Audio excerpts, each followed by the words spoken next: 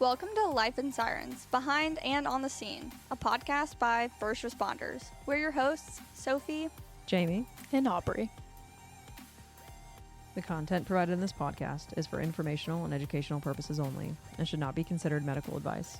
The views and opinions expressed by the hosts and guests are their own and do not necessarily reflect the official policies or positions of any medical institutions, emergency medical services, or healthcare organizations.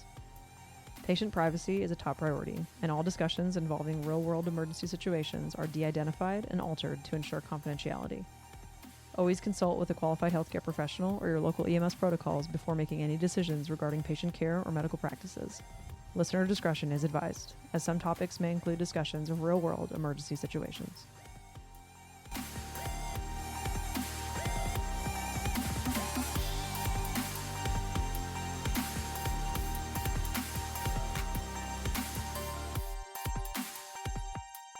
Welcome to this week's Fireside Chat. This week we're going to be talking about some personal matters, having to deal with de-stressing from a shift and some other little fun goodies about ourselves. But we're going to start off this episode by playing Two Truths and a Lie. So we're going to tell you our two truths and a lie, and then we're going to tell you our lie at the end of this episode.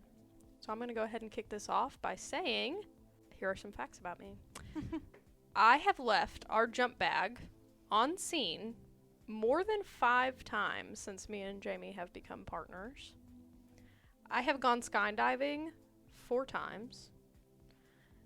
I have 7 siblings. Jaime, what do you have? Here are some fun facts about me.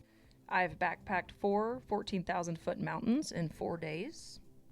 I moved to Nashville initially to become a musician, and I was the vice president of a sorority.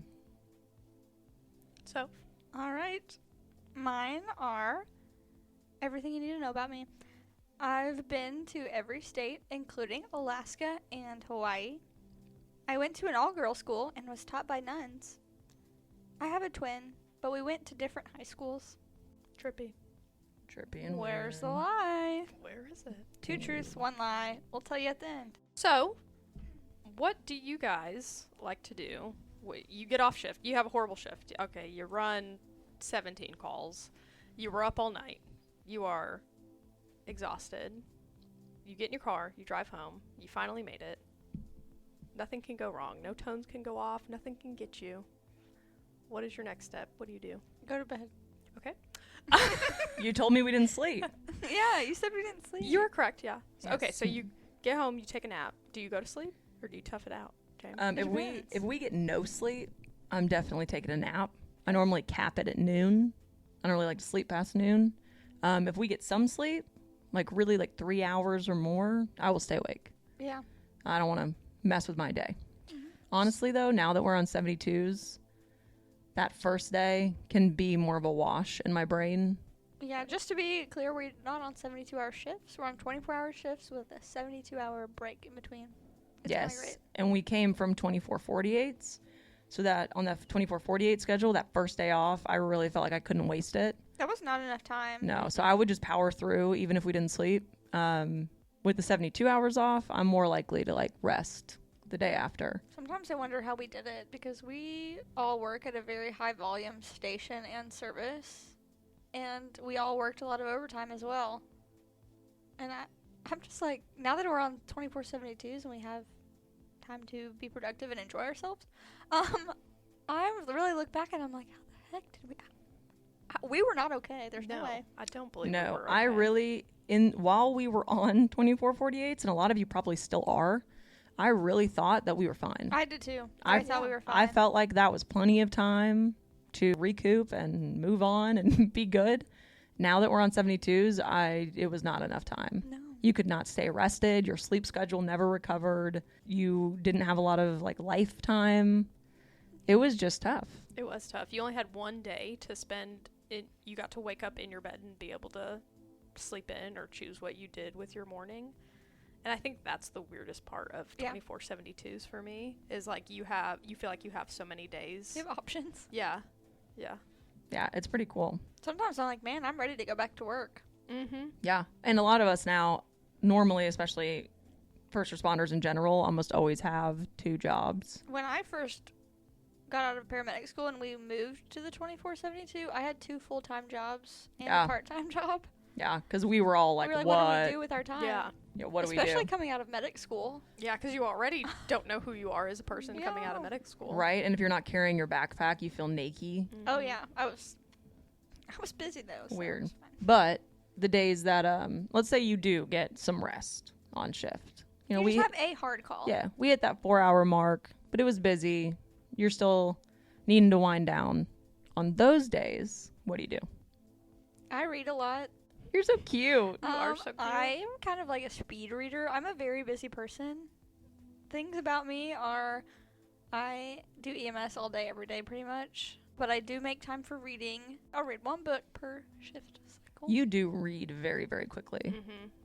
I'm so Because jealous I get of really, that. I get really excited. Yeah, you like to read. Oz, what do you like to do in your downtime? So when I get off shift, I have a very strict schedule that I stick to. And if you know me, you know this. Because if you ever ask me to do anything directly off shift, you will get your feelings hurt because I will say no every time. I go home. I do laundry. I then take a shower. It is my most favorite thing in this world to get off shift and take a shower. That is like my decompression time. I will then make a cup of coffee. I will then lay in bed. Whether I'm going to take a nap or not, that's regardless. I will lay in bed and I will watch an episode of TV.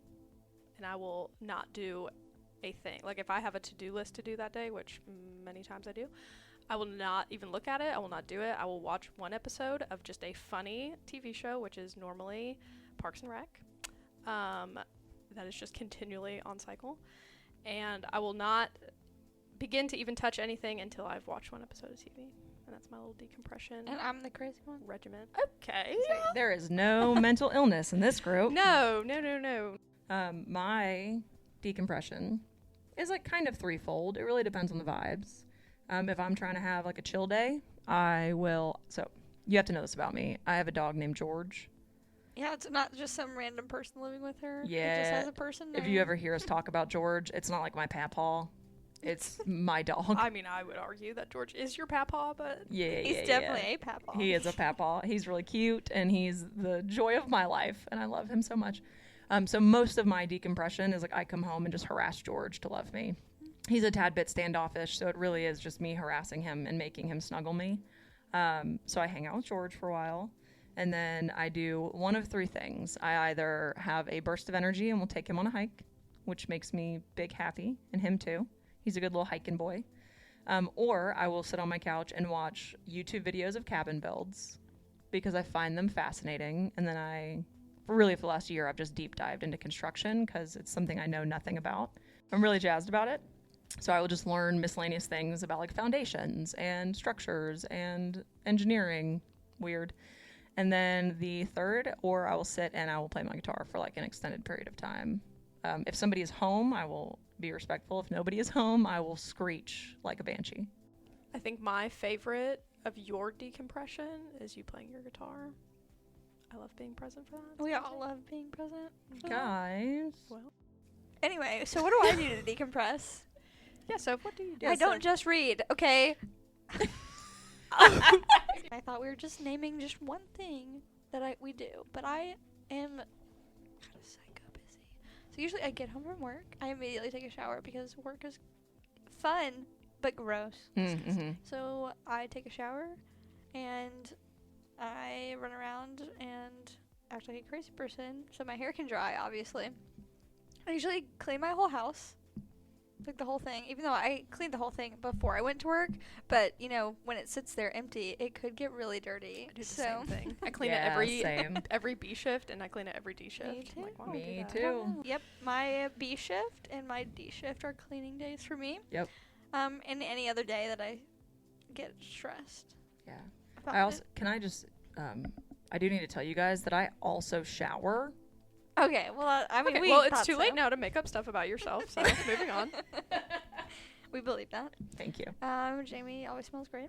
Anyway, so I get home, I clean my house after I get out of the shower, and then I proceed to make videos. I prepare for TikToks, YouTube, Instagram. I try to interact with as few people as possible in real life. And then I usually move on to my my reading. And then I read until I get tired of that. And then I go back and I continue to do more work. Yeah, you spend a lot of outside time on EMS. I honestly feel like All of us do. These are the things that we do to decompress and like, It does help, A actually. perfect I know world. it sounds like... yeah, but we really spend a lot of time like sitting down and going through protocols or Writing books. writing books or reading books or designing EMS products. Okay, wait. Have y'all seen Monk? I just knew this was going to come up somehow. Okay, so there's this I love Monk. Oh, There's this no. episode of Monk where they think that the world is ending. And you know, Monk, he's OCD, loves cleaning. Mhm. And he thinks that the world is ending. And so his assistant is like, well, if this is your last day on Earth, what are you going to do? And he gets the biggest smile on his face. And he says, I'm going to do my dream chores. And she's like, I'm so sorry, what do you mean your dream chores? Because all you do with your whole life is do chores. And he pulls out this list of just the most meticulous, miscellaneous things that he could like clean or straighten up or whatever. And he calls them his dream chores. And he spends his last day on Earth doing these ridiculous things. And that's how I feel when we get off shift and we work on extra projects.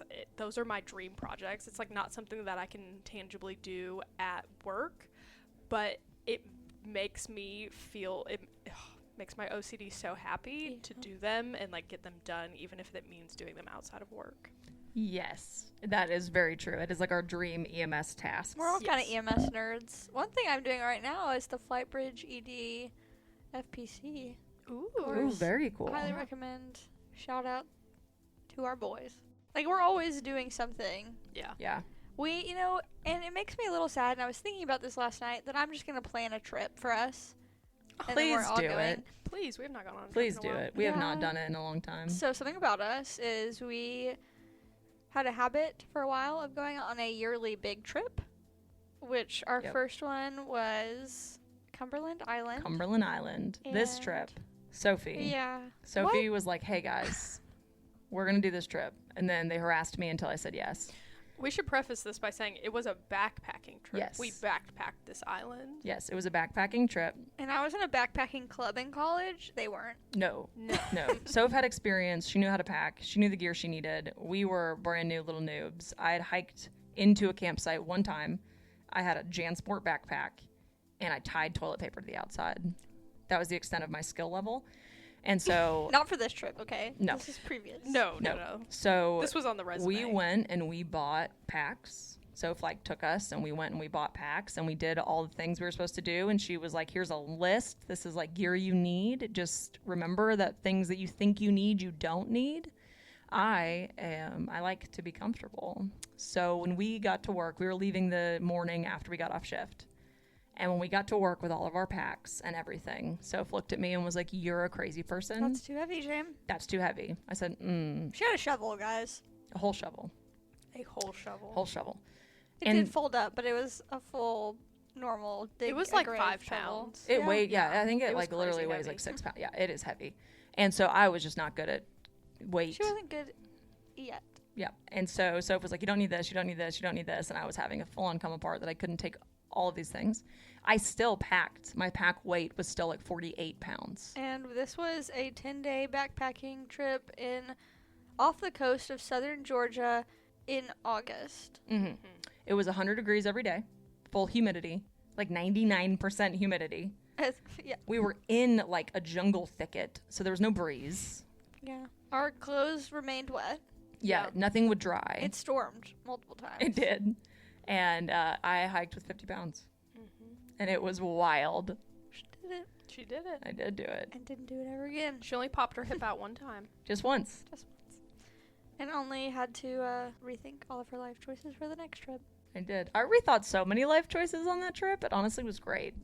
And then I realized that 50 pounds is a lot. Yep. And then during that trip, 3 of us had just gotten out of medic school, and we found out as we were boarding the ferry to go back to the mainland that we passed our national registry. which was very exciting that we were coming back after a very tiring trip to be medics. It was very cool. Yeah. And then the next trip. The next trip was Death Valley, right? Yep, Death Valley was next. And I packed far better. And we Yeah. didn't actually really backpack Death Valley. We did camp it, but we did not backpack in. I loved Death Valley. I loved Death Valley too. I don't think that is physically possible to backpack Death Valley. But yeah, that was a great trip. But we did rent a giant white van. Yeah. And it was so much fun, and it was hilarious seeing all the gear that we brought on this trip, because it is Death Valley, but it's still cold. I think it snowed one of the days. Yeah, and it like was flurries. Okay. Yeah, and it was like 30 at night, and then like 65, 70 during the day. Sometimes it got so warm during the day. Yeah. But my favorite part of that trip was when we drove to the far side of the park where it kind of butts up to where like Joshua Tree is, and we got to this was so funny. It was the bumpiest road my gosh I've ever experienced in my life, and it was like for an hour. So our friend Haley is driving this van, and the just suspension, to see some Joshua trees. Just to see some Joshua trees. Soph was like, guys, we're gonna do this. It's gonna be the coolest thing on the planet. We'll post some pictures on our Instagram. Yes. And we drove through the potholiest road, and Haley is very careful and responsible, and so she drove 10 miles an hour for like 8 miles, which made it so much bumpier. We were just really like, felt. I mean, we were just giggling the whole time. It was great. Oh yeah, So that was very fun. it was wild. What else did we do? Two of our pals that were on the trip, Houston and Thomas, decided to eat gas station burritos because we had just been eating camp food for like a week. They really were excited on our way to Joshua Tree that they were going to eat some gas station burritos. And not only were they gas station burritos, but they were gas station burritos that the clerk said, you don't need to eat those. They've been sitting out for a while. And they said, we don't care. And then we had to proceedingly ride in a car with them for 1 hour. It was not good. You can read between the lines there. Yeah. Why did they do that? They are just men. Wild. Yeah, we climbed a lot of like shale mountains, which was really fun. We went to a lot of ghost towns. That was Yeah. cool. Aubrey picked up a prickly pear cactus, and it was bad. It wasn't. She walked over to me and she said, hey, Jaime, I picked up this cactus and it stabbed me a lot. And then she had all of these little teensy little needles in her hand, and we had to get it out with a taxiderm. So for the record, you couldn't see. She did pick up a cactus that you could not see the little pokies. Thank you. So. I just feel like you knew what it was. And then the next trip. Was I embarrassed that didn't I've do that dedicated again. half my life to plants and I did not realize that would have happened to me? Yes. Did it turn out okay? Yes. And I don't know why It we're did. still talking about it. Well, let's talk about how the next January, not the month later, but a whole year later, we went to Big Bend. We camped and backpacked Big Bend. And Jaime and Houston's my husband. He's also a paramedic for the record. Swam across the Rio Grande to Mexico. Oh, in January. They did. Yeah, we did. It Full was send. cold. We did. I even shimmied under the little fence. Yeah. Okay. I'm And then what else did we? We literally got stalked by a serial killer. Aubrey, this is yours. Oh my goodness. Okay, so I am like a huge true crime nerd. Listen to every podcast out there about it. There was this. Okay, so we went Crime to this hot junkie. spring. What up? There was this man. We went to this hot springs. Okay, like a natural hot springs in Big Bend Park. We go there. There was this man that was already in the hot springs when we got there, and he was by himself, like middle-aged. Yeah, like late 40s. Yeah. Yeah. And so we're like, okay, like weird, but whatever. He keeps like trying to talk to us, and we're just like, there's a big group of us. There's like 6 of us, I think. Yeah. And he keeps trying to talk to us. Plus, more people keep coming into the hot spring. Yeah, it was very like people are just coming to see it, get out, go about their business. And he's just chilling. Then he tells us that he is from Indiana. Yes. And okay, so if anybody out there is like a true crime nerd and you listen to Crime Junkie or literally anything else, there is a very big, actually I think it's solved now. Well, that just negates this whole story. But there is this case in Indiana. It's very creepy. I will not go into the details. Anyway, basically it is unsolved. They've never caught the person who committed these crimes. And this man is very, all the red flags are flying, you know? Then he... It was so weird. And he's telling us stories about, and there's like, one point, I a think it's wife that Aubrey doesn't and I in the exist. water. And he stayed, Yep. yeah. He kept talking about his wife, but she wasn't there. Yes. And then as soon as we got out, he got out. And he starts, like, we're walking. It was a good little walk back to the parking lot. And he starts walking back to the parking lot at the exact moment that we do. So I'm like, so if this is how we die, we're going to have documentation I wonder of it. if we have the photo. I do still have the photo. Oh my gosh, we'll post that too. It was just very odd, the things he was talking about and the way he just kind of lingered while we were drying off and like... The vibes were, he did not pass the normal human vibe check. Way off. The wife totally didn't exist She or did was not. dead in the camper. Right. She might have existed at The, one like, point. camper driving situation was very, like, it's pretty sketchy it looking. Was. It was. Yep. It lingered a lot. Didn't he have a bike? Yep. And he said this is what he said. He said his wife was there for a conference in the middle of Big Bend Park in January? No, sir. And that he was just running around without her because she was at this conference. She's not real. Oh man, Aubrey just showed me the picture. We're going to put all the pictures for this episode will be on our Instagram.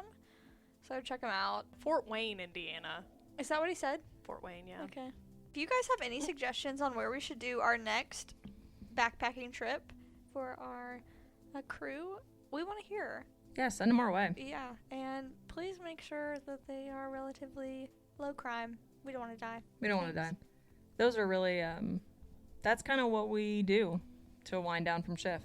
We have like our day to day, but we like to spend a lot of time outside in the woods. I think it's pretty on brand for our general lifestyle and our age range. Yes, and if you were ever curious about why our graphics for this podcast were what they are, it's because that's the life part of our Life and Sirens. Yeah, that's where we spend most of our time when we're not doing EMS things, is out and about in a tent around a campfire on a mountain. Which we could be ranting about EMS things around the campfire, which you may have seen or not have seen. We oftentimes are doing that. It's a good brain break to be able to just get outside with your friends and enjoy it. Yes, do what you Absolutely. love. So, circling back, 2 truths and a lie. Oh, yeah. Let's do it. Obs, you're up. So my lie was that I have gone skydiving 4 times. I've only been once. Remind us of your truths.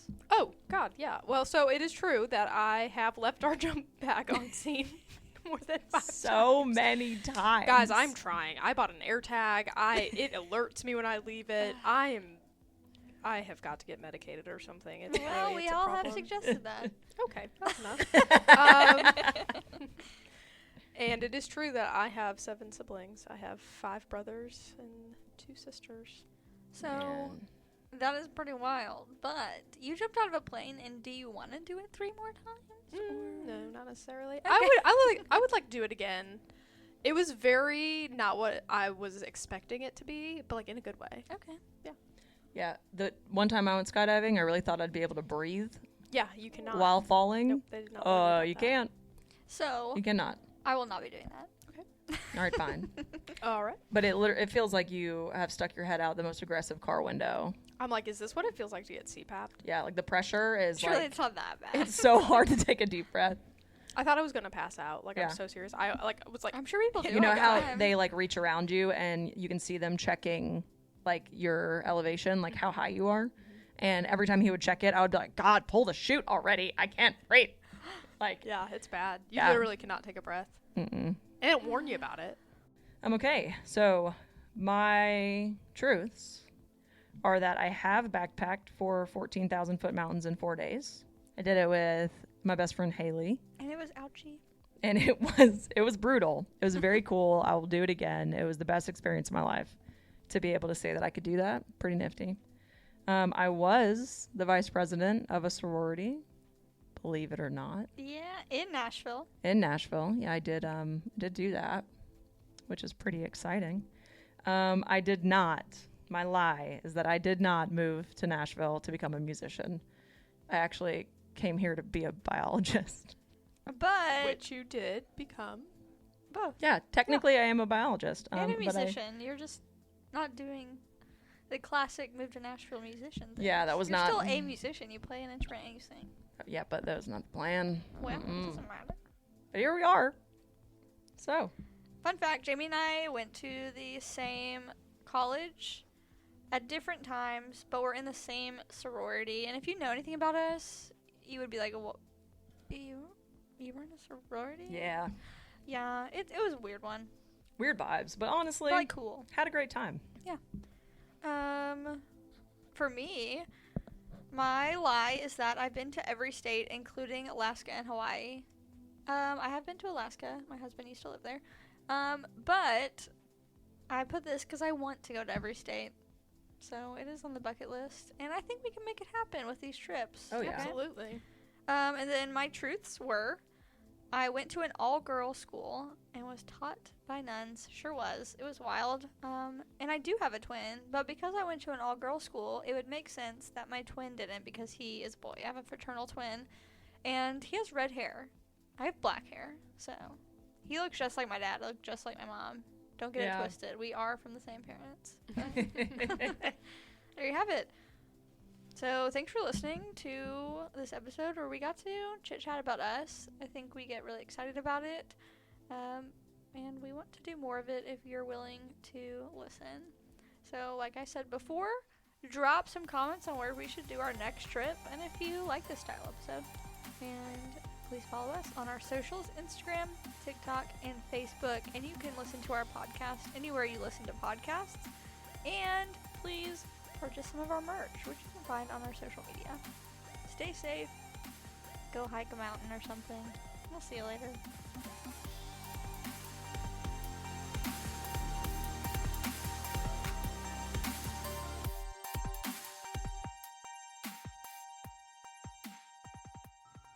This has been Life and Sirens, produced by 3 nerds trying to bring you content that you might actually care about.